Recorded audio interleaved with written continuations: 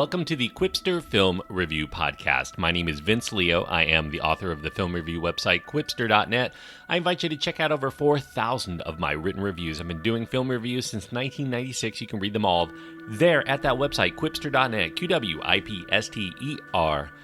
quipster.net. Today I'm going to be looking at the latest, the ninth film from Quentin Tarantino. It's the ninth film if you count the 2 volumes of Kill Bill as one entity, I suppose. It is called Once Upon a Time, in Hollywood. It is an R-rated film, as pretty much anything that you get from Quentin Tarantino is going to be, because there is strong language throughout, some strong graphic violence, drug use, and sexual references. The runtime is 2 hours and 41 minutes. Leonardo DiCaprio and Brad Pitt are the main stars. Margot Robbie with a sizable supporting role. Al Pacino, Margaret Qualley, Timothy Olyphant, Emile Hirsch, Kurt Russell, Julia Butters are also in the film. A lot of very, very small roles and cameos to be found in the film as well. Obviously, the director and screenwriter is Quentin Tarantino. Once Upon a Time in Hollywood is both different than anything that Tarantino has made before, but it's also, underneath that, a whole lot of the same. It's different in that it's set in a time and place that Tarantino has not explored before. I mean, it looks at Hollywood of yesteryear. This is his first actual filmmaking film, despite the fact that all of his films are really kind of genre homage. But this one's set in 1969, a different era for him to set his films. Now, it's the same as Tarantino has made before in that it is chock full of material that most other directors would have left on the proverbial cutting room floor, and that will lead his detractors to continue their mantra of this filmmaker that is seen as indulgent and unfocused and undisciplined and unable to build on his motley collection of characters and scenes to try to create a suspenseful and satisfying vehicle as a whole. However you feel about Tarantino as a filmmaker is likely going to be how you feel about Once Upon a Time in Hollywood. Now, my observation on Tarantino, at least of late, is that he feels that he's come across a great way to show violence on the screen and to really ramp it up. I mean, really turn the violence quotient up to 11 when he wants to employ a big bloodbath on the screen. And the formula that he's come up with is to find someone or a group of people in history that no one is going to feel sorry for if we see them get beaten or blown to smithereens in grotesque fashion. I mean, this is really what Tarantino wants to show on the screen. He's going to find somebody reviled. The Manson family is in this film. I'll leave it up to you as to whether or not they're going to get the brunt of some violence in this movie. You know, this formula was something that he concocted long ago. His long line of despicable villains, Nazis, slave owners, racists of the Old West, they all get their comeuppance in the most violent and brutal of fashions. And people will laugh at it because we're supposed to hate all of these people. You know, given what Tarantino has said before, maybe if he runs out of non-sympathetic villains to beat and bloody and bludgeon, maybe Quentin is going to finally make do on that Star Trek film he's been talking about for years. He has to go out into the universe to find despicable villains. Now, as far as the plot goes, Leonardo DiCaprio here is starring as Rick Dalton. He's a Hollywood star who sees his brightness fading in the ever-changing and fickle industry. Brad Pitt and his sidekick, Cliff Booth, he's his dedicated stuntman, his chauffeur, and his overall sidekick in life. The outlook begins to look bleaker each time out for both of them. Dalton goes from leading man roles in films to heavies on TV shows, and he's mulling over some advice that's been given to him to continue his career starring in Italian films rather than to take a back seat perpetually in Hollywood from here on out. And meanwhile, Cliff ends up getting into his own kerfuffles on the side, including a spat with none other than Bruce Lee, a young hippie that he flirts with while he's out there driving on the streets of Los Angeles, and he ends up dealing with a past that includes questions on whether he might have murdered his own wife and gotten away with it. Now, another major side story in this film is that of Dalton's newest neighbor on Cielo Drive, Sharon Tate, played by Margot Robbie. This is a fictional representation of a non-fictional character here. Tate in this film is the wife of one of Hollywood's hottest directors, Roman Polanski. Unlike Dalton, Tate is a young and exuberant actress with star potential in a film industry that's growing further away from the studio system of making or breaking stars.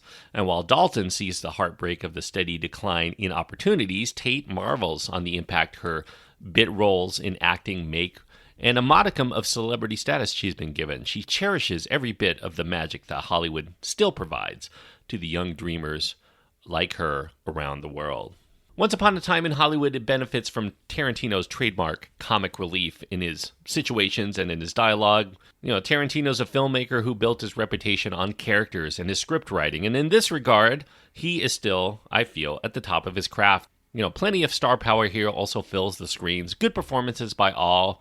Maybe a few in the more minor roles are not necessarily the best performances, but DiCaprio, front and center, is a standout in a very well-rounded portrayal of this professional actor who took his fame and fortune for granted, at least until the day when it looked like it all might be dwindling away. Tarantino must be enamored at DiCaprio's performance as well. He seemingly lets this film continue to strike a lot of the same chords throughout. Maybe because Leo is firing all cylinders in the role, it's hard to cut out a great performance, even if the film doesn't ultimately need the particular scene that he's in.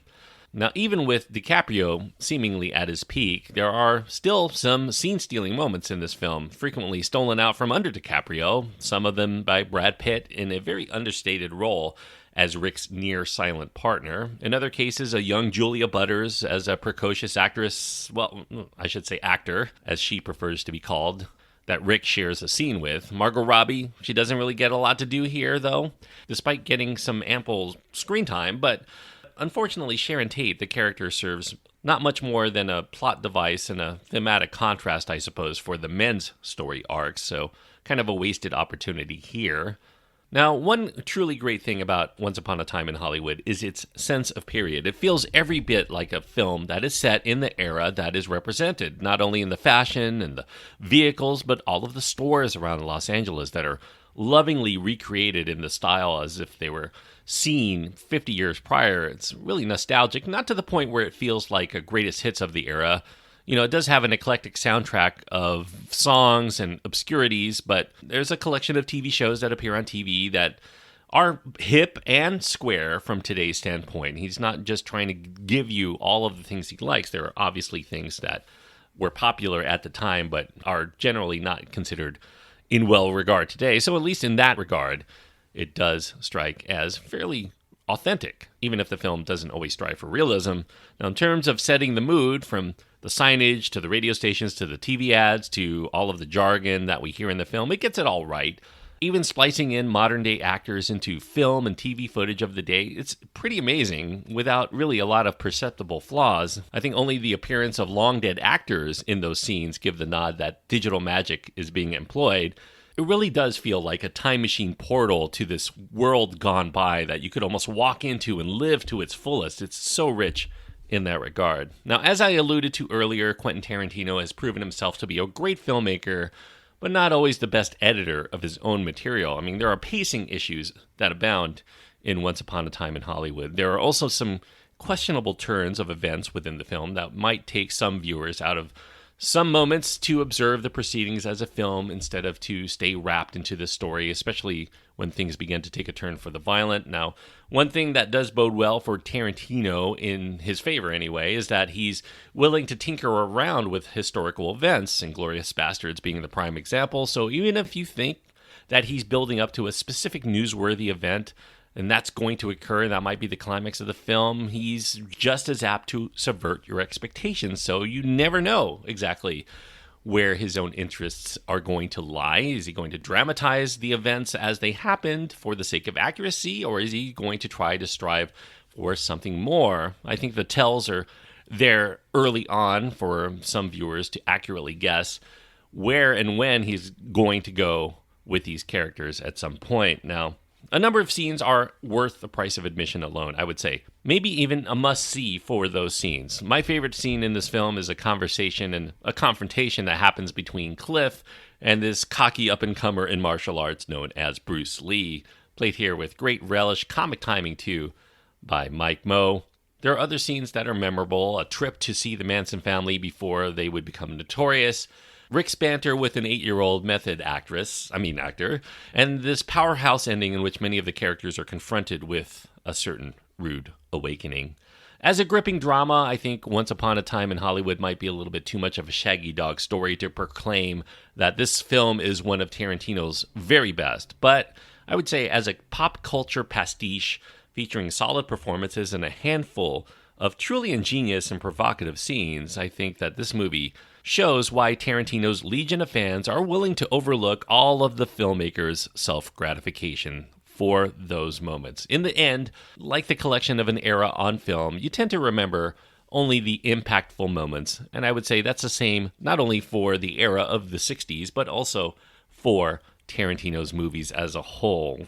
I think you remember them better than how they actually play. So for that, it's a borderline call for me. I want to give it 3.5, but there are just too many lulls, especially in the middle section, for me to be that exuberant about the film, even though I will say I do highly recommend checking it out if you are at all a Tarantino fan.